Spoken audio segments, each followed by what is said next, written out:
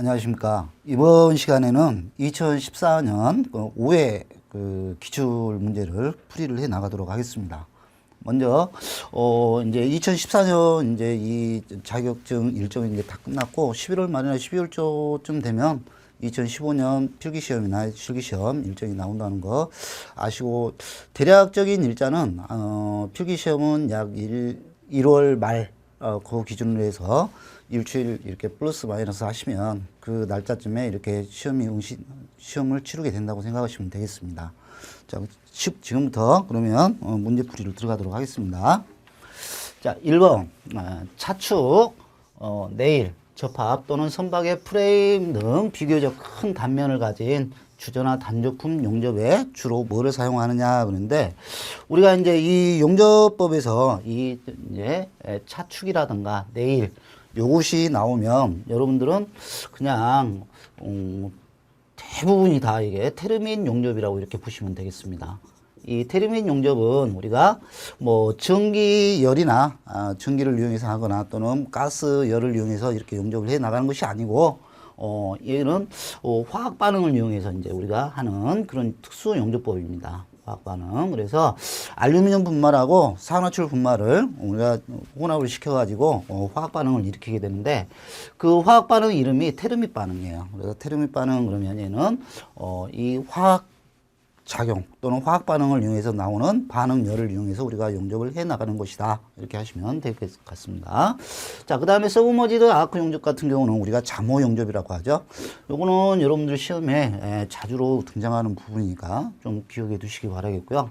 여기에서 정답은 테르민 용접이 되고, 그 다음에 원자 수소 아크 용접은 우리가 이제 수소 분자를 가열해 가지고 원자로 이렇게 열해리를 시키는데, 그 열해리 됐다가 다시 금속에 갖다 대면 냉각이 되면서 분자로 바뀝니다. 그 분자로 바뀌면서 나오는 열을 이용해서 하는 용접법이 원자수소 아크 용접이다.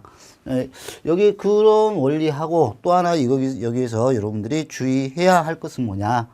해야 될 것은 이 전극봉이 우리가 비소모성인 텅스텐 전극봉을 사용하고 있다. 여기까지 이렇게 여러분들이 기억해 두시면 되겠습니다. 자, 그 다음에 오토콘 용접. 이 오토콘 용접은 무엇을 의미를 하냐면요, 우리가 피부과학 용접에서 이 네일을 강제로 만들어요. 강제로. 그래가지고 거기에다가 용접기를 매달고 그 축을 따라서 이렇게 진행이 되면서 용접이 이루어지도록 해놓은 것을 갖다 우리가 오토콘 용접이다 이렇게 표현을 합니다. 자, 2번.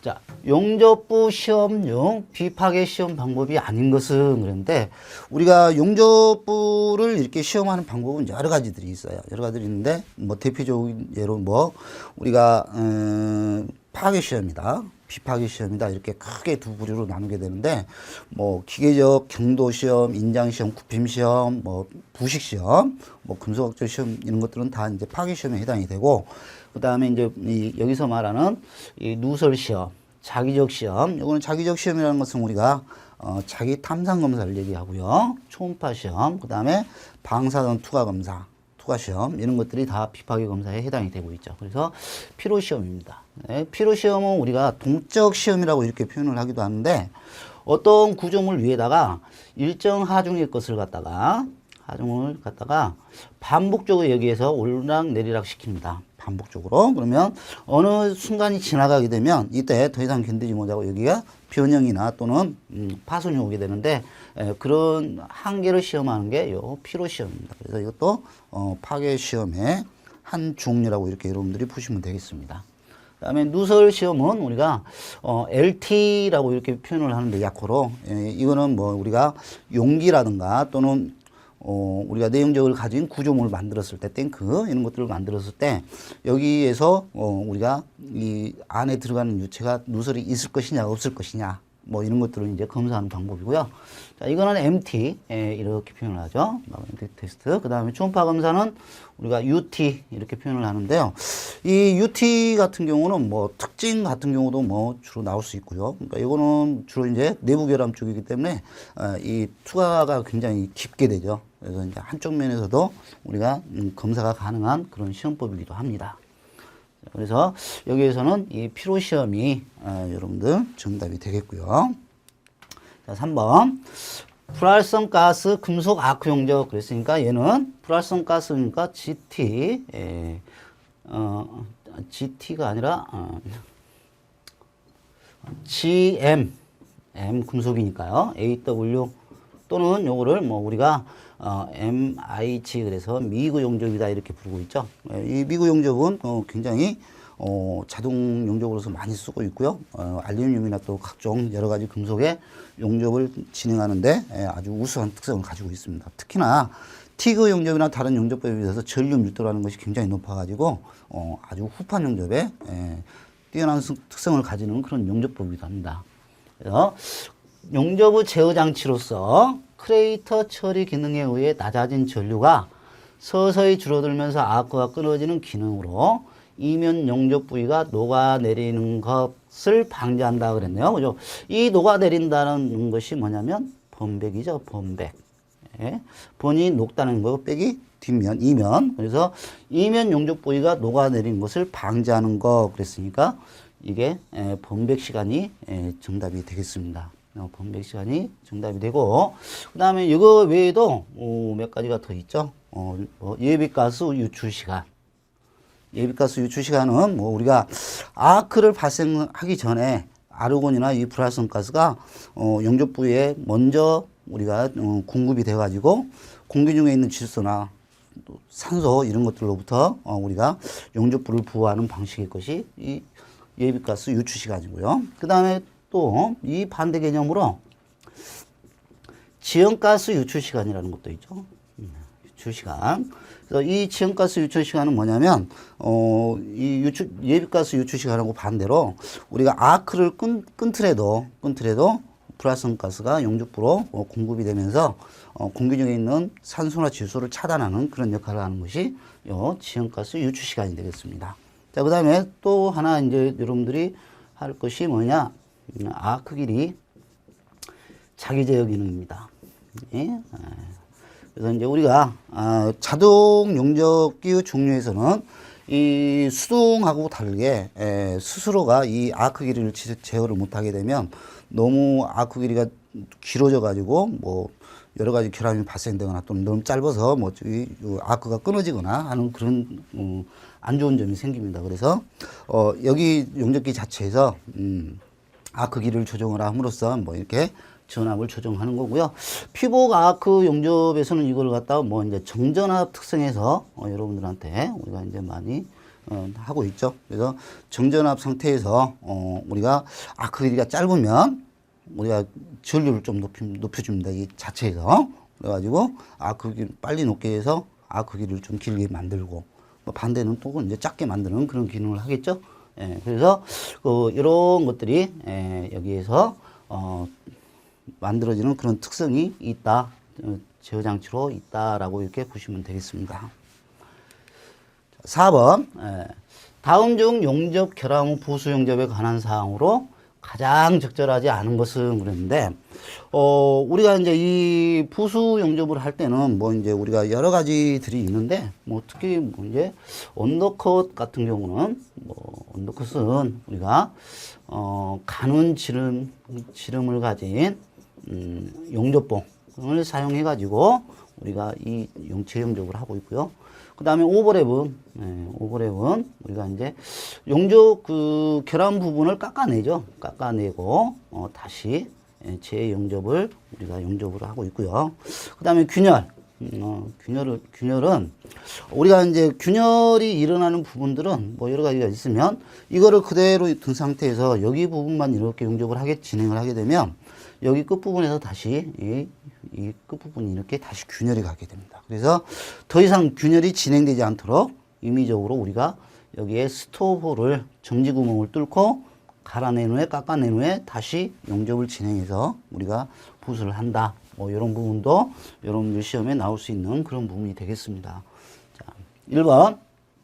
재료 표면에 있는 얕은 결함은 그대로 보수 용접을 하거나 또 보수한다 이렇게 되어 있는데 이 얕은 결함이 있을 때는 언더컷이긴 하는데 너무 얕다 이 말이에요. 근데 거기에다 가는 지름의 용접봉으로 다시 진행을 하게 되면 이번에는 다시 이제 뭐가 나오게 되냐 오버랩이 나오게 된다 이 말이에요. 그래서 이것도 여기 깎아낸 후에 적당한 깊이로 깎아낸 후에 보수 용접을 해야 되겠습니다. 그래서 이게 잘못되어 있는 표현이고요. 언더컷이나 오버랩 등은 그대로 보수 용접을 하거나 또는 정으로 따내기 작업을 한다. 언더컷은 우리가 가는 용접봉, 지름이 가는 용접봉으로 용접을 진행을 하고, 오버랩은 깎아내고 한다고 그랬죠? 이거는 맞는 내용이 되겠고요. 결함이 제거된 모재 두께가 필요한 치수보다 얇게 되었을 때는 덧붙임 용접으로 보수를 한다. 그러니까 이 결함이 제거된 모재 두께가 필요한 치수보다 좀 얇다. 그러면 우리가 거기에다가 그냥 가는 용접봉으로 이렇게 용접을 진행을 해서 거기에다 올려서 이제 쌓으면 되겠죠? 그러나 여기 초과를 하게 되면 이제 우리가 그 결함 부분을 덧붙임으로 해 나갈 수 있는 게 아니라 잘라내거나 해서 다시 정상적으로 용접을 만들어줘야 된다 이 말이에요. 그래서 결함 부분을 잘라내면 맞대기 용접으로 한다. 한도를 초과했을 때는 그 다음에 얕았을 때는 덧붙임 용접으로, 그 다음에 언더컷이나 오버랩은 언더컷은 가는 지름의 용접봉으로 진행을 하고 오버랩은 깎아내고 용접을 한다. 이것도 어느 정도는 깎아내야 되겠죠. 정답은 1번 이렇게 하시면 되겠습니다. 자, 5번. 불활성 가스 금속 아크 용접의 용적 이행 방식 중, 여기서 용적이라는 건 뭐냐? 우리가 용접봉이 이제 용융 상태가 되는데 그 용융되는 상태가 어떤 형태를 띠느냐, 이것이 이제 용적이라고 이렇게 얘기를 합니다. 그래서 뭐 어떤 모양으로 이제 이 용착부에 이동을 하냐 이렇게 이제 얘기를 하는데, 우리가 단락형이라는 게 있고요. 단락형이 있고, 그 다음에 글로블러형이 있고, 글러형이 있고, 그 다음에 세 번째로 스프레이형이 있고 이렇게 됩니다. 스프레이형,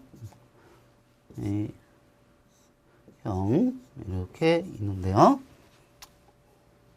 이 단락형 같은 경우는 우리가 맨 피복봉, 그러니까 피복이 안 돼 있는 용접봉이나 박피복봉, 피복이 돼 있는데 아주 얇게 돼 있는 거, 그런 경우에 우리가 이제 만들어 볼 수 있는 그런 형태가 되겠고요. 글로블러형은 비교적 큰 용적이에요. 큰 용적. 그래가지고 이게 단락이 되지 않고 그냥 이렇게 그 반구체 상태로 이렇게 이행이 되는 그런 형태. 그 다음에 스프레이형은 아주 미립자 형태로 옮겨가는 것이 이제 우리가 스프레이형이다 이렇게 보시면 되겠습니다. 그래서 지금 미입자의 용적 이렇게 되어 있는데요. 이거나 또는 고전류를 사용하는 거, 고전류 사용하는 그 용접법에서는 주로 스프레이 이형이 이렇게 나오게 된다 이렇게 보시면 되겠습니다. 그래서 정답은 3번 스프레이 이행 되겠고요. 자, 경납용 용가제에 대한 각각의 설명이 틀린 것은 그랬는데요. 자, 은납은 우리가 경납댐의 가장 기본적인 용접봉의 종류라고 보시면 되고요. 구리, 은, 아연이 주성분입니다. 인장 강도나 전형성들이 우수한 그런 성질을 가지고 있고요. 자, 그 다음에 두 번째 황동납. 이 황동납은 구리하고 니켈의 합금이다 그랬는데, 황동은 구리하고 뭐의 합금이냐? 아연하고 합금이죠. 니켈이 아니라 아연하고 합금이다. 이게 그래서 니켈이 아니라 이게 아연 이렇게 돼야 되겠습니다. 아연의 합금으로 값이 저렴한 공업용으로 많이 쓴다. 정답은 이해가 되겠네요. 틀려 있네요. 자, 인동납은 구리가 주성분이고요. 수량에 인을 포함하고 있습니다. 인을 포함하고 있다. 그래서 인동납. 그 다음에 알루미늄은 알루미늄이 있겠죠. 그 다음에 규소구리를 첨가해서 융점을 좀 낮춰놓은 그런 것을 갖다 우리가 600도씨 정도로 낮춰놓은 것을 알루미늄 납 이렇게 얘기를 합니다. 그래서 이제 우리가 이제 경납에 사용하는 거 말고 연납에도 이제 좀 많이 사용되는 게 있는데, 연납에서 사용되는 용가제, 용접봉의 대표적인 얘기는 주석납이죠. 주석납. 이렇게 되어 있는 것이 연납댐의 가장 대표적인 예다 이렇게 보시면 되겠고요. 그 다음에 우리가 경납댐하고 납댐에서 연납댐 이렇게 두 개의 구분을 하게 되는데, 이거를 나누는 구분 온도가 450도씨죠. 그래서 450도씨 이하에서 이루어지는 건 연납댐, 그 다음에 이상에서 이루어지는 건 경납댐 이렇게 여러분들이 하시면 되겠습니다. 자, 7번. 토륨 텅스텐 전극봉에 대한 설명으로 맞는 것은 그랬습니다. 그래서 이제 우리가 티그 용접이나 이런 데서 우리가 비소모성 전극인 텅스텐을 우리가 이용하게 되는데, 이 순수한 텅스텐을 사용하는 것보다는 우리가 토륨을 약 1에서 2% 정도를 우리가 함유합니다. 그래서 이 함유하게 되면 어떤 이점이 있느냐, 그거에 대한 설명으로 맞는 것은 이렇게 곤란하는 거네요. 그죠? 자, 그래서 전자 방사 능력이 떨어진다가 아니라 이게 우수합니다. 우수하다. 이렇게 전자 방사 능력이 우수해지면 아크 발생은 용이해지죠. 용이하고 불순물의 부착이 적어집니다. 그 다음에 전극성에서는 중후나 교류에는 좋지 않다. 전극의 소모가 많다 그런데 이거는 적다죠. 그래서 전극성에서는 좋지만 교류에서는 좋지 않습니다. 그래서 우리가 교류를 할 때는 우리가 고주파라는 걸 이용해서 이제 우리가 그 능력을 높게 올려주습니다. 그래서 여기는 정답이 이해가 이렇게 맞게 되겠고요. 그다음에 8번 일렉트로 슬래그 용접의 단점에 해당되는 것, 단점이래요, 그죠? 안 좋은 점인가 봐요, 그죠? 네. 그래서 이제 이 일렉트로 슬래그 용접은 원리가 이거죠. 처음에 아크를 발생시켜요. 아크 발생시켰다가 우리가 이 슬래그를 용융 슬래그로 만들죠. 용융 슬래그로 만듭니다. 그러면 그리고 나서 아크는 여기서 아크가 꺼지고요. 그리고 나서 이 용융 슬래그하고 그리고 와이어 그리고 우리가 금속 간에 흐르는 저항열을 이용합니다. 저항열을 이용해서 우리가 용접을 진행한다 이 말이에요. 그죠? 그래서 이거는 아크열을 이용하는 게 아니라 전기 저항열을 이용하는 저항열 용접법이다 이렇게 보시면 되겠고요. 이랬을 때 이 용융 슬래그 안쪽에서 저항열이 용접이 진행이 될 겁니다. 그죠? 용융 슬래그가 위에 떠 있고 그 안에서 이루어진다. 그렇게 보시면 되겠고요. 용접 능률과 용접 품질이 우수함으로 후판 용접에 적당하고요. 지금 우리가 이제 사용하는 용접법 중에서 이 일렉트로 슬래그 용접이 가장 두꺼운 판을 용접하고 있는 것으로 보시면 되겠습니다. 그 다음에 진행용에 용접부를 직접 관찰할 수 없다. 없네요. 그죠? 이거 우리가 볼 수가 없겠습니다. 근데 이게 단점이죠. 우리가 용접 상태를 직접 관찰을 한다 그러면 우리가 용접을 진행하다가 잘못되어 있는 것은 스톱을 하고 다시 교정을 한 다음에 할 수 있겠지만 보이질 않기 때문에 이거는 우리가 검사를 해보기 전까지는 잘 돼 있는지 안 돼 있는지 알 수가 없어요. 특히나 이제 옆부분을 흘러내리는 것을 방지하기 위해서 우리가 순행 구리판을 이렇게 갖다 대는데 그 판에 의해서 이제 더욱 우리가 볼 수 없는 상태로 되고 있습니다. 그 다음에 최소한의 변형과 최단 시간의 용접이고요. 다전극을 이용하면 더욱 능률을 높일 수 있는 그런 장점을 가지고 있습니다. 그래서 장점은 여기 이렇게 되겠고요. 단점은 직접 관찰할 수 없다. 이렇게 보시면 되겠네요. 자, 9번. 전기저항 용접 중 맞대기 용접이 아닌 것은 그런데 이 전기저항 용접을 하기 위해서는 크게 세 가지가 필요하다 그랬죠. 뭐 전류가 필요하고요. 전류 세기가 필요하고 그 다음에 통전 시간이 필요하고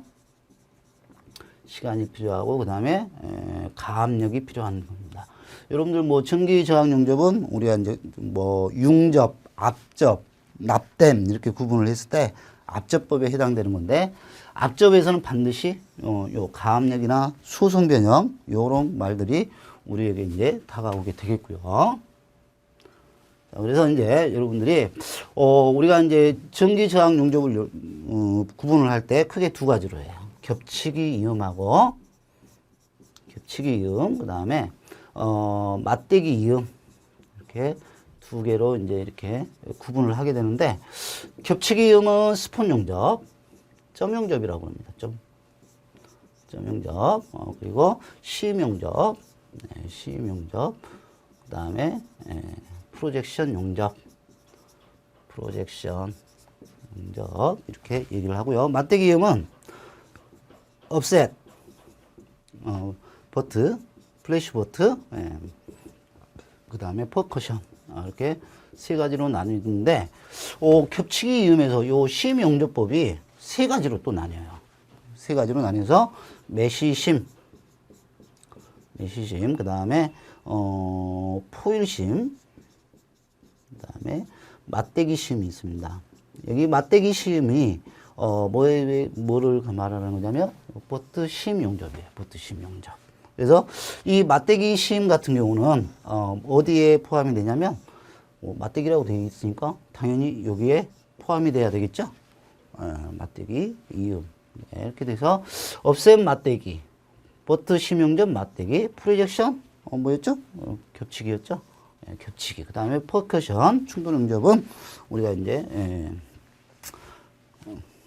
맞대기 이음에 이렇게 속하는 그런 용접법이라고 보시면 되겠습니다.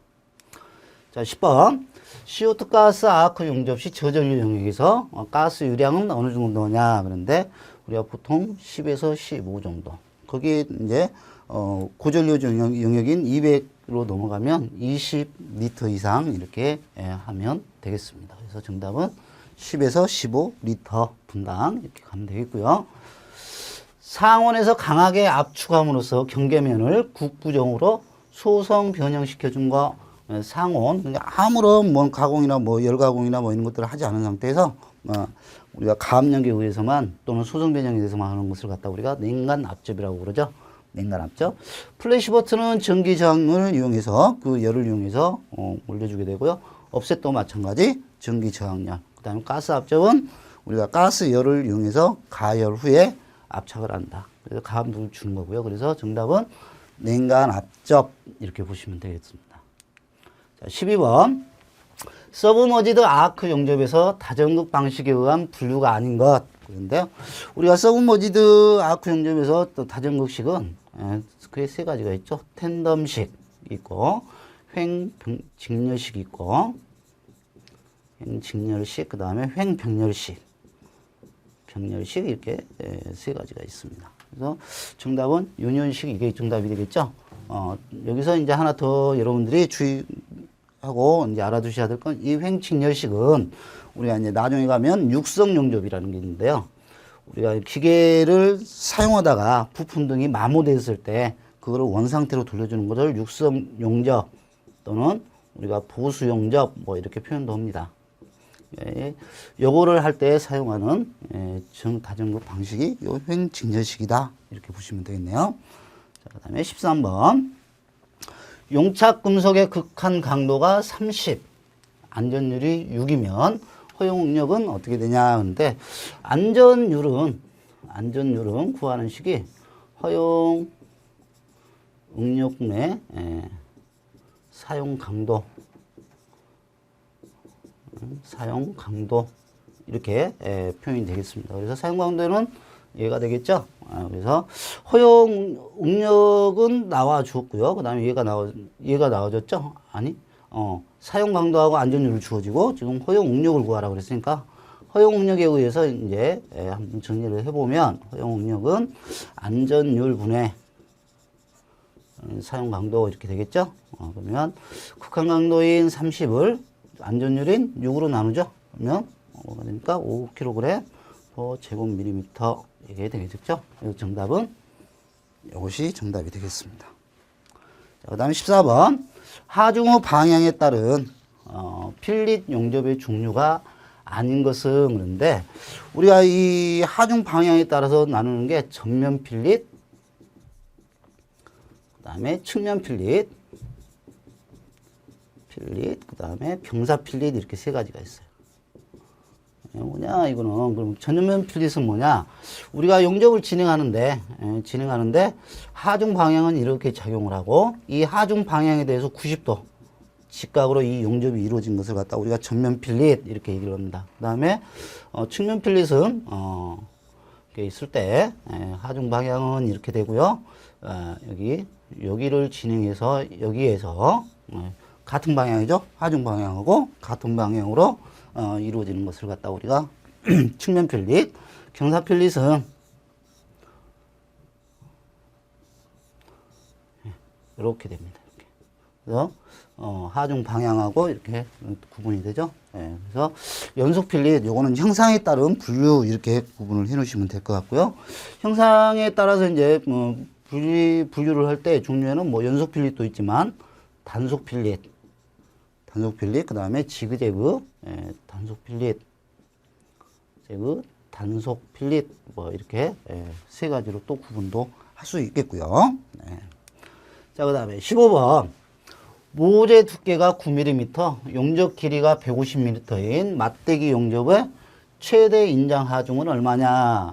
인장 강도는 43이랍니다. 그죠? 43인데, 우리가 여기 인장 강도를 구하는 게, 인장 강도는, 단면적분에,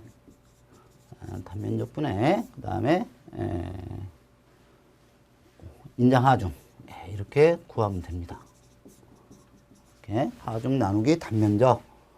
근데 이제 여러분들이 이런 문제를 풀어 가실 때는 여기에서 해야 되는 요 단위가 제곱밀리미터인가, 단면적이 제곱센티미터인가, 이거를 좀 여러분들이 구분을 하셔가지고, 뭐 여기에서 이제 제곱센티미터로 주어졌다 그러면 여기에 밀리미터로 주어졌을 때 옮겨야 되겠죠? 예, 옮겨서 이제 이렇게 하셔야 되겠고요. 그래서 이제 지금 요거를 인장하중을 구하니까요. 하중은 강도 곱하기 면적 이렇게 보시면 되겠죠. 그래서 자 보면 강도는 43 곱하기 면적은 9 곱하기 150 하면 되죠. 9 곱하기 150 이렇게 하시면 여러분들이 계산이 되겠습니다. 그래서 이거를 하면 얼마가 나오냐? 58050 kg per 제곱밀리미터. kg 이렇게 되겠습니다. 그래서 58050 kg 이렇게 하시면 되겠습니다. 자, 16번. 화재의 폭발 및 방지 조치 중 틀린 것은 그랬네요. 틀린 것은 이거 화재는 굉장히 가스 용접이나 할 때 중요하죠. 화재에 의해서 요즘 용접사들이 자꾸 이제 안전사고가 일어나는데 이런 것들은 꼭 기억해 두셔야 될 것 같습니다. 필요한 곳에 화재를 진화하기 위한 발화 설비를 설치할 거. 근데 요 발화 설비라는 건, 발화라는 건 불꽃을 일으키는 설비죠. 오히려 잘못되어 있습니다. 그죠? 뭘로 바꿔야 되냐? 소화 설비를 해야 되죠. 우리가 화재가 났을 때 진압할 수 있는 그런 것들을 해야 되겠고요. 그 다음에 배관 또는 기기에서 가연성 전기가 누출되지 않도록 해야 되겠고요. 대기 중에 가연성 가스를 누설 또는 방출시키지 말아야 되고, 그 다음에 용접 작업 부근에 점화원을 두지 않도록 해야 되겠습니다. 그래서 정답은 1번이 되겠습니다. 자, 그 다음에 17번. 용접 변형에 대한 교정 방법이 아닌 것은 그런데 가열법, 우리가 이제 점 수축법이나 뭐 직선 수축법 뭐 이런 것들이 있고요. 가법, 논리에 관한 방법이나 아니면 기계적 하중에 의해서 기계적 응력 완화법이 있겠습니다. 그 다음에 절단에 의한 전형과 재용접이 있는데요. 요 역변형법은 뭐냐면 교정이 아니라 예방법이다. 예방법, 뭐 지급법도 있고 뭐 역변형법도 있는데, 이 역변형법은 뭐냐면 우리가 용접을 진행을 하면 응력에 의해서 변형이 일어나게 되는데, 그거를 고려해서 미리 반대 방향으로 약간 꺾어줘서 1, 2도 정도 꺾어주고 용접을 하는 방법을 갖다가 우리가 역변형법, 이거는 교정 방법이 아니라 예방법이다. 그 다음에 용접 시 두통이나 뇌빈혈을 일으키는 이산화탄소 가스의 농도는 그런데 요거는 세 가지 정도는 알아두셔야죠. 퍼센트 요거는 뇌빈혈, 두통, 이런 현상을 가져오게 되고요. 15% 이상이 되면 위험 상태, 그리고 30% 이상이 되면 이거는 치사량입니다. 치사량. 죽을 수도 있겠습니다. 그죠? 요거는 기억해 두셔야 될 것 같아요. 자, 용접에서 예열에 관한 설명 중 틀린 것은 그런데, 우리가 이제 용접에서 열을 가할 때 용접을 하기 전에 열을 가하는 걸 예열, 그 다음에 용접이 끝난 후에 열을 가하는 걸 우리가 후열 이렇게 얘기를 하는데, 예열과 후열은 약간 같은 면도 있고 틀린 면도 있고 그래요. 그래서 뭐 예열은 미리 하기 때문에 우리가 열이 안 가해졌으니까 뭐 잔류 응력을 제거한다든가 뭐 이런 것들은 개념은 없겠죠. 그죠? 근데 진행을 하면서 감소는 시키겠죠. 그죠? 뭐 재거나 뭐 이런 것들보다는 뭐 그런 것들이 됐겠습니다. 그래서 용접 작업에 의한 수축 변형을 감소시키는 역할을 하고 있고요. 용접부의 냉각 속도를 느리게 해서 결함을 방지하고 고급 내열 합금도 용접 기능을 방지하기 위해 예열을 하고 있습니다. 물론 알루미늄이나 구리 합금도 하고 있어요. 근데 이게 요거는 우리가 저탄소강 25mm 이상 이렇게 두꺼운 후판을 예열할 때 사용하는 온도고요. 여기는 200에서 400도씨 정도로 우리가 예열을 하고 있습니다. 이렇게 열전도가 큰 것들, 열팽창계수가 큰 것들도 이렇게 예열을 해가지고 우리가 변형을 방지하고 있다. 이렇게 보시면 되겠습니다. 20번 현미경 조직시험 순서 중 가장 알맞은 것은 그런데 우리가 현미경 조직시험을 하기 위해서는 우리가 부식시험을 많이 써요. 부식. 그래서 이제 어떻게 하냐. 먼저 시험표는 먼저 나와야 되겠죠. 그 다음에 이걸 마운팅을 해야 됩니다. 마운팅이라는 건 절단이죠. 이제 시험편을 절단을 해서 연마를 하고 그 다음에 플러시 깨끗하게 만들고요. 만들고 그 다음에 부식을 하죠. 부식을 시키고 현미경으로 검사를 하는 이런 순서를 받고 가야 된다. 그래서 이것이 정답이 되겠고요. 자, 그 다음에 용접부의 연성결함, 연성 또는 용접결함, 요거 유무를 한다 그러면 여러분들은 굽힘시험이다. 이렇게 보시면 됩니다. 굽힘시험. 여러분들이 시험을 보시게 되면 시험편을 이 굽힘시험을 통해서 검사를 하게 됩니다. 그 다음에 티그 용접 및 미그 용접, 요거 둘 다 공통적인 사항이 뭐냐? 불활성 가스 아크 용접이죠. 불활성 가스 뭐냐 그러니까 뭐 여러분들이 볼 것은 뭐 아르곤 그 다음에 헬륨 이게 되겠죠. 네, 헬륨. 그래서 아르곤과 헬륨 이게 정답이 되겠습니다. 자, 23번 가스 용접 시 양호한 용접부를 얻기 위한 조건에 대한 설명 중 틀린 것은 그러네요. 용착금속의 용입 상태가 균일해야 되겠죠. 슬래그, 기공 등의 결함이 없어야 되겠고요. 그 다음에 용접부에 첨가된 금속의 성질이 양호하지 않아도 된다는데 이거는 잘못되어 있습니다. 그죠? 성질이 양호해야 되고요. 기계적 성질을 나쁘게 해서는 안 돼요. 용가제는. 네. 그 다음에 용접부에는 기름, 먼지, 녹 등을 완전히 제거를 해줘야 되는 것을 해야 결함이 없습니다. 기공이나 뭐 이런 것들이. 24번 교류 아크 용접기 종류 중 이 전격 2차 전류가 500A네요. 그죠? 전류 500A. 그때 우리가 이제 전격 부하 전압은 400A 이상에서는 부하 전압이 전격 전압이 40V죠. 40V. 그래서 정답은 이게 되겠고요. 자, 그다음에 영강 피복 아크 용접봉이 4316 계열은 어느 계열인가 그랬는데요. 4316은 저수소계죠. 저수소계 용접봉입니다. 뭐 흡수성이 많기 때문에 사용하기 전에 300에서 350도씨로 가열을 하는데 한두 시간 정도 우리가 건조한 상태로 우리가 하게 되고요. 정답은 이겁니다. 그 다음에 구산화티크는 4313 철분 저수소계 4326 1mm 4301 이렇게 해서 용접봉의 종류가 이렇게 되게 됐죠. 그 다음에 고셀룰로스도 하나 여러분들이 더 알아두셔야 하는데 이거는 24311 이렇게 되죠. 그래서 대표적인 피복 아크 용접봉의 종류들이 이렇게 됩니다. 여러분들이 뭐 이렇게 문제를 풀어가는데 여러분들이 이렇게 푸시다가 모르는 거 있으면 교재로 다시 한번 넘어가고 이렇게 해서 해 나가시는 것이 여러분들이 처음에는 속도가 좀 더디더라도 훨씬 효과적인 그런 학습 방법이 되겠습니다. 이번 시간은 여기서 마치고 다음 시간에 계속하겠습니다.